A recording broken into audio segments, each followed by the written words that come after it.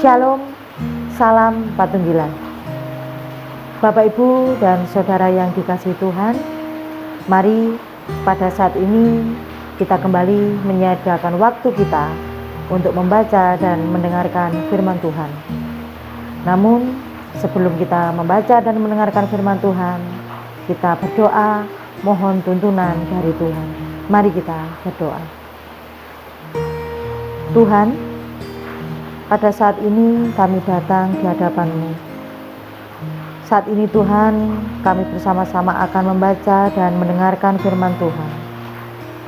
Kiranya Tuhan sendiri yang menuntun dan membimbing kehidupan kami, sehingga apa yang akan kami baca dan dengarkan nanti dapat kami mengerti, dapat kami pahami, terlebih Tuhan memberikan kemampuan kepada kami untuk dapat melakukan firman Tuhan di dalam kehidupan kami sehari-hari.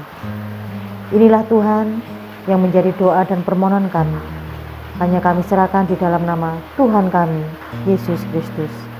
Amin. Firman Tuhan pada saat ini diambil dari Matius pasalnya yang ke-14, yang demikian kesaksian firman Tuhan. Yohanes Pembaptis dibunuh. Pada masa itu sampailah berita-berita tentang Yesus kepada Herodes, raja wilayah. Lalu ia berkata kepada pegawai-pegawainya, "Inilah Yohanes Pembaptis. Ia sudah bangkit dari antara orang mati, dan itulah sebabnya kuasa-kuasa itu bekerja di dalamnya. Sebab memang Herodes telah menyuruh menangkap Yohanes, membelenggunya dan memenjarakannya berhubung dengan peristiwa Herodias, istri Filipus saudaranya. Karena Yohanes pernah menegurnya, katanya, 'Tidak halal engkau mengambil Herodias.' Herodes ingin membunuhnya, tetapi ia takut akan orang banyak yang memandang Yohanes sebagai nabi. Tetapi pada hari ulang tahun Herodes, menarilah anak perempuan Herodias di tengah-tengah mereka dan menyukakan hati Herodes, sehingga Herodes bersumpah akan memberikan kepadanya apa saja yang dimintanya. Maka setelah dihasut oleh ibunya, anak perempuan itu berkata, 'Berikanlah aku di sini kepala Yohanes Pembaptis di sebuah talam.'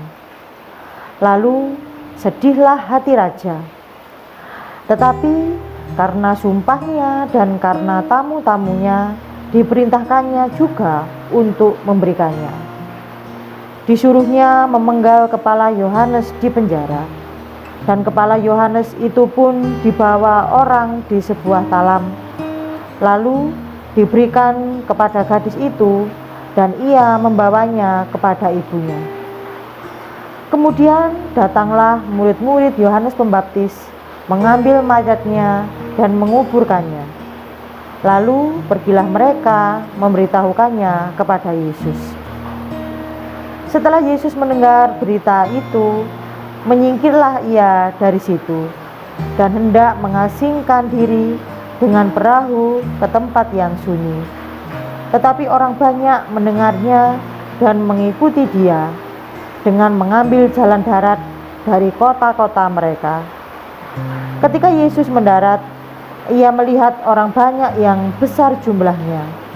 Maka tergeraklah hatinya oleh belas kasihan kepada mereka, dan ia menyembuhkan mereka yang sakit. Menjelang malam, murid-muridnya datang kepadanya dan berkata, 'Tempat ini sunyi dan hari sudah mulai malam. Suruhlah orang banyak itu pergi supaya mereka dapat membeli makanan di desa-desa.' Tetapi Yesus berkata kepada mereka, 'Tidak perlu mereka pergi. Kamu harus memberi mereka makan.' Jawab mereka, 'Yang ada pada kami di sini hanya 5 roti dan 2 ikan. Yesus berkata, 'Bawalah kemari kepadaku.' Lalu disuruhnya orang banyak itu duduk di rumput. Dan setelah diambilnya 5 roti dan 2 ikan itu, Yesus menengadah ke langit dan mengucap berkat, lalu memecah-mecahkan roti itu dan memberikannya kepada murid-muridnya. Lalu murid-muridnya membagi-bagikannya kepada orang banyak. Dan mereka semuanya makan sampai kenyang. Kemudian orang mengumpulkan potongan-potongan roti yang sisa 12 bakul penuh. Yang ikut makan kira-kira 5.000 laki-laki, tidak termasuk perempuan dan anak-anak. Sesudah itu, Yesus segera memerintahkan murid-muridnya naik ke perahu dan mendahulinya ke seberang. Sementara itu, ia menyuruh orang banyak pulang. Dan setelah orang banyak itu disuruhnya pulang, Yesus naik ke atas bukit untuk berdoa seorang diri. Ketika hari sudah malam, ia sendirian di situ. Perahu murid-muridnya sudah beberapa mil jauhnya dari pantai dan diombang-ambingkan gelombang karena angin sakal. Kira-kira jam 3 malam, datanglah Yesus kepada mereka berjalan di atas air. Ketika murid-muridnya melihat dia berjalan di atas air, mereka terkejut dan berseru, "Itu hantu!" Lalu berteriak-teriak karena takut. Tetapi segera Yesus berkata kepada mereka, "Tenanglah, aku ini, jangan takut." Lalu Petrus berseru dan menjawab dia, "Tuhan, apabila Engkau itu, suruhlah aku datang kepadamu berjalan di atas air." Kata Yesus, "Datanglah." Maka Petrus turun dari perahu dan berjalan di atas air mendapatkan Yesus. Tetapi ketika dirasanya tiupan angin, takutlah ia dan mulai tenggelam, lalu berteriak, "Tuhan, tolonglah aku." Segera Yesus mengulurkan tangannya, memegang dia dan berkata, "Hai orang yang kurang percaya, mengapa engkau bimbang?" Lalu mereka naik ke perahu dan angin pun redalah. Dan orang-orang yang ada di perahu menyembah dia, katanya, "Sesungguhnya engkau anak Allah." Setibanya di seberang, mereka mendarat di Genesaret. Ketika Yesus dikenal oleh orang-orang di tempat itu, mereka memberitahukannya ke seluruh daerah itu.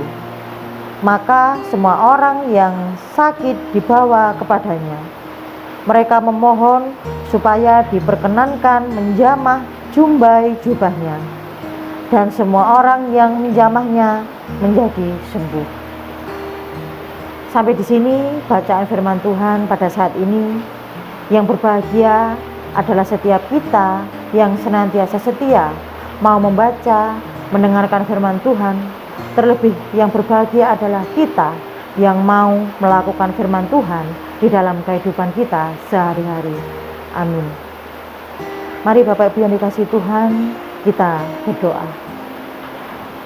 Terima kasih Tuhan Yesus, pada saat ini kami sudah membaca dan mendengarkan firman Tuhan. Kami percaya Tuhan, firman-Mu inilah yang menuntun kehidupan kami, supaya kami semakin setia kepada Tuhan. Tuntunlah kami Tuhan, supaya kami senantiasa gemar membaca firman Tuhan, sebab melalui inilah kehidupan kami akan dikuatkan. Kiranya Tuhan, firman-Mu pada saat ini menjadikan kami semakin setia kepada Tuhan, dan kami dimampukan untuk melakukan firman Tuhan di dalam kehidupan kami sehari-hari. Terima kasih Tuhan, inilah doa kami yang kami serahkan hanya di dalam nama Tuhan kami, Yesus Kristus. Amin.